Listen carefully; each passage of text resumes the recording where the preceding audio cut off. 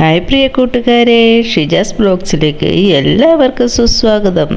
Fish ഇല്ലാതെ എങ്ങനെ fish curry തയ്യാറാക്കാം, അതേ ഫിഷ് കറിയുടെ അതേ ടേസ്റ്റിൽ എങ്ങനെ ഒരു കറി തയ്യാറാക്കാമെന്ന് നമുക്ക് നോക്കാം.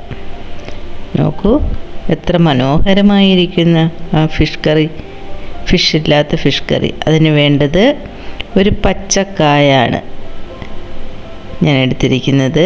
അതിൻ്റെ കൂടെ 2-3 ഗ്രീൻ ചില്ലി, പിന്നെ ചുവന്നുള്ളി, അതേപോലെ 2 വെളുത്തുള്ളി, ഇത്തിരി കറിവേപ്പില, ഇതെല്ലാം കൂടെ നോക്ക്. ആ നല്ലപോലെ വൃത്തിയാക്കി ഞാൻ അരി കഴുകി വെള്ളത്തിലിട്ട് വെച്ച് അതിൻ്റെ കറയെല്ലാം കളഞ്ഞതിന് ശേഷം അതെല്ലാം നല്ല നീറ്റാക്കി എടുത്തു. അത് കട്ട് ചെയ്ത് പച്ചമുളകും ചുവന്നുള്ളിയും 2-3 കഷ്ണം വെളുത്തുള്ളിയും കൂടെ കട്ട് ചെയ്ത് ഒരു ചെറിയൊരു കഷ്ണം ഇഞ്ചിയും കൂടെ ചോപ്പ് ചെയ്തിട്ട് അതിലിട്ടിട്ടുണ്ട്. ലേശം വെള്ളം, അത് വേകുന്നതിനുള്ള വെള്ളം ഒഴിച്ചു. എന്നിട്ട് നമ്മളത് അടച്ചു വെച്ചു.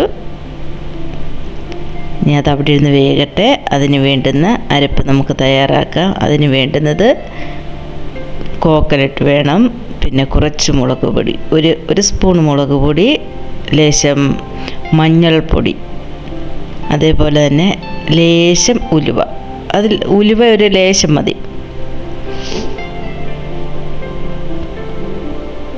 അത്രയും കൂടെ ഒരു മിക്സിയുടെ ജാറിലേക്കിട്ട്, കോക്കനട്ട് കട്ട് ചെയ്ത് വെച്ചിരുന്നേ കേട്ടോ, അത് ഷെല്ലോട് കൂടി ഇത് വാങ്ങി അത് പൊട്ടിച്ചപ്പോൾ അത് അങ്ങ് ചെതറിപ്പോയി. അന്നേരം ഞാൻ പിന്നെ അത് കട്ട് ചെയ്തെടുത്തു. അതൊന്ന് ഗ്രൈൻഡ് ചെയ്യുമ്പോൾ തന്നെ അതങ്ങ് റെഡി ആയിക്കോളും. നോക്കൂ, നല്ല പേസ്റ്റ് രൂപത്തിൽ അത് അരച്ചെടുത്തു. അതിൽ 2 ചുവന്നുള്ളിയും കൂടെ ചേർത്തിട്ടാണ് അരച്ച് നമ്മുടെ കായെല്ലാം വെന്ത് കഴിഞ്ഞു. അതിലേക്ക് നമ്മൾ ആ കൂട്ട് ഒഴിച്ചു കൊടുത്തു. ഇനി ഇതിന് ആവശ്യത്തിനുള്ള ചാറിന് വേണ്ടുന്ന വെള്ളം കൂടെ ചേർത്ത് നമുക്ക് തിളപ്പിച്ച് കൊടുക്കാം.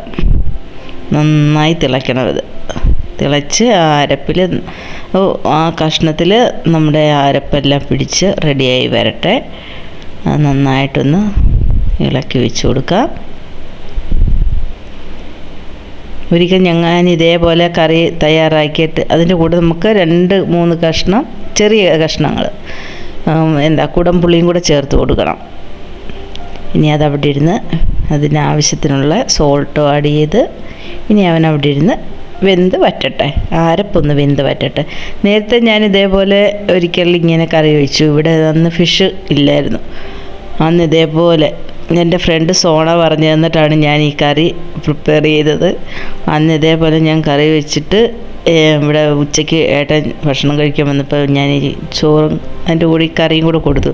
അപ്പം കക്ഷി മീൻ കറിയാണെന്നും പറഞ്ഞുകൊണ്ടാണ് കൂട്ടുന്നത്. എന്നിട്ട് അതിനെ കഷ്ണമായിട്ട് നമുക്ക് കിട്ടുന്നത് ആ മീൻ കഷ്ണത്തിന് പകരം കിട്ടും നമുക്ക് കായല്ലേ, കായ എടുത്ത് വെച്ചിട്ട് കക്ഷി ഇങ്ങനെ നുള്ളിയെടുക്കുകയാണ് ഫിഷാണെന്നും പറഞ്ഞ്.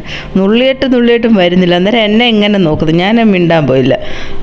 ഞാനിരുന്ന് ചിരിച്ചപ്പോൾ വീണ്ടും ഇദ്ദേഹം ഇങ്ങനെ ഞെക്കിയപ്പോൾ ഉണ്ട് ആ ഫിഷല്ലെന്ന് മനസ്സിലായപ്പോൾ എന്നെ ഒരു നോട്ടം. ഞാൻ പറഞ്ഞു, എന്നെ നോക്കണ്ട, അത് ഇതിന് ഈ കറിക്ക് എന്തെങ്കിലും പ്രശ്നം ഉണ്ടെങ്കിൽ അതിനെല്ലാം കാരണം സോണയാണ്. അവളോട് പറഞ്ഞാൽ മതി. അവൾ അടുത്ത ഫ്ലാറ്റിലാണ് അവൾ താമസിക്കുന്നത്. അപ്പം അവളാണ് ഇതിനെല്ലാം കാരണക്കാരി. എന്നെ ഒന്നും പറയണ്ട, അവളെ പറഞ്ഞാൽ മതി എന്ന് പറഞ്ഞു. അപ്പം 2 പേരും കൂടെ എന്നെ പറ്റിച്ചതല്ലയോ എന്നും പറഞ്ഞുകൊണ്ട്. പക്ഷേ നല്ല ടേസ്റ്റ് ഉണ്ടെന്ന് പറഞ്ഞു. മീൻ കറിയാണെന്ന് തന്നെ തോന്നുകയുള്ളൂ അത് പറഞ്ഞു. അപ്പം താങ്ക്സ് മൊത്തം, ഇതിൻ്റെ ക്രെഡിറ്റ് മൊത്തം സോണായിക്കാണ്. അവളാണ് ഈ കറി എനിക്ക് പറഞ്ഞു തന്നത്. ഞാനിങ്ങനെ ഒരു കറി ഞാൻ നേരത്തെ വെച്ചിട്ടൊന്നുമില്ല. സോണ പറഞ്ഞതിന് ശേഷമാണ് ഞാൻ ഈ കറി പ്രിപ്പയർ ചെയ്തത്. ഇനി നമുക്ക് അതിലേക്ക് കടുക് പൊട്ടിച്ചിടാം. അതിന് വേണ്ടുന്ന ഒരു ചട്ടി വെച്ചിട്ടുണ്ട്. അതിലേക്ക് നമുക്ക് കോക്കനട്ട് ഓയിൽ ഒഴിച്ചു കൊടുത്ത് അത് ചൂടാകുമ്പോൾ നമുക്ക് കടുകും ചുവന്നുള്ളിയൊക്കെ ഇട്ട് നമുക്കിതിലേക്ക് ഒഴിച്ചു കൊടുക്കാം. അപ്പം ഇത് ഇഷ്ടമായെങ്കിൽ, നമ്മുടെ ഈ വീഡിയോ ഇഷ്ടമായെങ്കിൽ എല്ലാവരും ഒന്ന് ലൈക്ക് ചെയ്യുക, കമൻറ്റ് ചെയ്യുക, ഷെയർ ചെയ്യുക. സബ്സ്ക്രൈബ് ചെയ്യാത്തവരെല്ലാവരും ഒന്ന് സബ്സ്ക്രൈബ് ചെയ്യുക. ത്രോട്ടിന് വീണ്ടും പ്രശ്നം തുടങ്ങിയിട്ടുണ്ട്. ഒരു കിരികിരിപ്പ് തൊണ്ടയ്ക്ക്. ഇവിടെ ക്ലൈമറ്റ് ഒന്ന് ചേഞ്ചായ അന്നേരം എനിക്ക് ത്രോട്ടിന് പ്രശ്നം. എന്താ ചെയ്യുക? അപ്പോൾ എല്ലാവരും ഒന്ന് ഇതേ രീതിയിലൊന്ന് കുക്ക് ചെയ്ത് നോക്കുക. എന്നിട്ട് ഫീഡ്ബാക്ക് ഒന്ന് അറിയിക്കുക. ഇഷ്ടമാവും, എല്ലാവർക്കും ഇഷ്ടമാവും കേട്ടോ. ശരിക്കും ഫിഷ് കറിയുടെ അതേ ടേസ്റ്റ് തന്നെയാണ്. അരപ്പെല്ലാം നമ്മളത് തന്നെയല്ലേ ചേർക്കുക, ഫിഷ് ഇല്ലെന്നേ ഉള്ളൂ. ഫിഷ് കറി നമ്മൾ തേങ്ങ അരച്ച് വയ്ക്കുന്ന അതേ മെത്തേഡ്, ഞാൻ ഇതേ മെത്തേഡിലാണ് വയ്ക്കുക. എന്നുവെച്ചാൽ ഫിഷ് ആദ്യമേ ചട്ടിയിലിട്ട് വേവിച്ചിട്ടെന്നല്ല, ഫിഷും കൂടി ചേർത്തിട്ടാണ് ഇങ്ങനെ വയ്ക്കുക. അല്ലെങ്കിൽ കടുക് പൊട്ടിച്ചിട്ട് അതിനകത്ത് തേങ്ങ അരപ്പെല്ലാം ഒഴിച്ച് അത് വേവിച്ചതിന് ശേഷം ഫിഷ് ഇട്ട് കൊടുക്കും. അങ്ങനെയും വയ്ക്കും. അത് ഞാൻ പിന്നീടൊരു വീഡിയോ അപ്ലോഡ് ചെയ്ത് തരാം കേട്ടോ. തേങ്ങ അരച്ചിട്ട് ഫിഷ് കറി ഞാൻ എങ്ങനെയാണ് തയ്യാറാക്കുന്നതെന്നുള്ള വീഡിയോ. ഓരോരുത്തരും ഓരോ സ്റ്റൈലിലാണ് വയ്ക്കുക, അതുകൊണ്ടാണ് പറയുന്നത്. ഞാൻ വെക്കുന്ന രീതിയിൽ മാത്രം ഞാൻ ഇങ്ങനെ ചെയ്ത് കാണിച്ചു തരാം. ഇപ്പം നമുക്ക് കടുകൊക്കെ ഇട്ട് കൊടുക്കാം. എൻ്റെ കുഞ്ഞ് ഇരുമ്പ് ചീനിച്ചട്ടിയാണത്, ഞാനത് നാട്ടിൽ നിന്ന് കൊണ്ടുവന്നതാണ്. അതിലേക്ക് നമ്മൾ കടുക് ഇട്ട് കൊടുത്ത്, ചുവന്നുള്ളി ഇട്ട് കൊടുത്ത്, പിന്നെ ഇതേ കറിവേപ്പില ഇട്ട് കൊടുത്തു. ഇനി അവനെ എടുത്തതിലേക്ക് ഒഴിച്ചിട്ട് വേഗം അങ്ങ് അടച്ചോണം.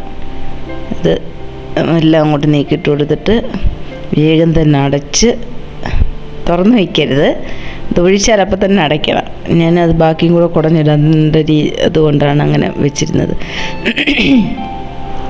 ഇനി അതങ്ങനെ ഇരുന്നൊന്ന് ജസ്റ്റ് ഒന്ന് തിളച്ച് വരണം. അപ്പോൾ നമ്മുടെ കറി റെഡി ആയിട്ടുണ്ട്.